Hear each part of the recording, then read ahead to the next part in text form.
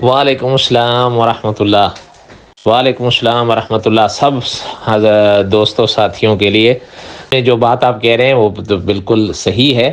اور ویسے کئی احباب یہاں کے بڑی بات ہے یہاں کے کہہ بھی رہے ہیں جو یہاں کے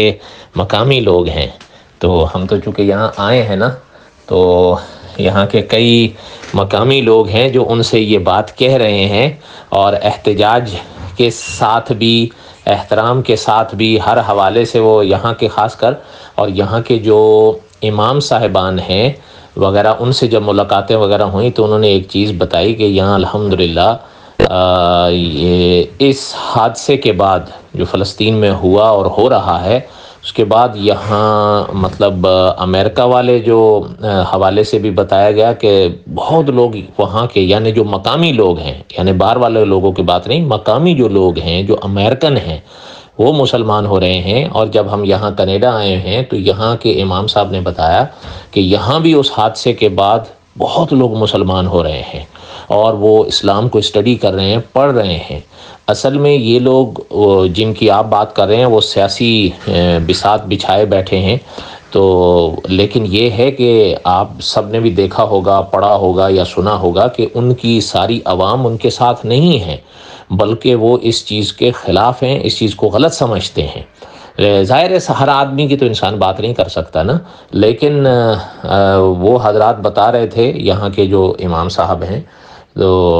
وہ بتا رہے تھے کہ اس کے بعد اب پرسوں کی بات ہے، ہم یہاں ٹورنٹو گئے سی این ٹاور، تو وہاں سے ہم گزر رہے تھے تو چل رہا تھا، تو اچانک ایک سامنے سے ایک انگریز آ رہا تھا، تو غالباً اگر میں غلط نہیں ہوں تو اس کے چہرے پہ داڑھی وغیرہ، تو میں تو خیر نظر انداز کر دیا بھائی وہ ہوتی ہیں کہیں،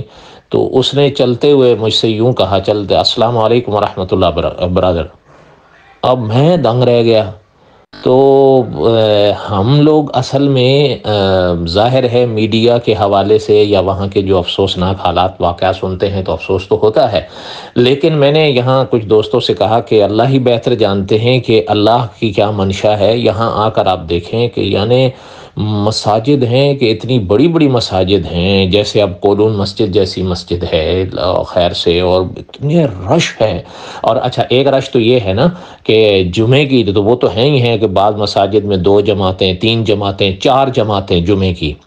لیکن بعض یہ ہیں کہ جو دوسری نمازیں ہیں ان میں بھی آپ کو پہلے آپ کو ایسا لگے گا جیسے کوئی بھی نہیں ہے، لیکن اس کے بعد جیسے ہی اذان ہوگی اور اقامت کا وقت قریب آئے گا تو آپ کو سمجھ ہی نہیں آئے گی، آپ حیران ہو جائیں گے کہ یہ کہاں سے آ گئے ہیں۔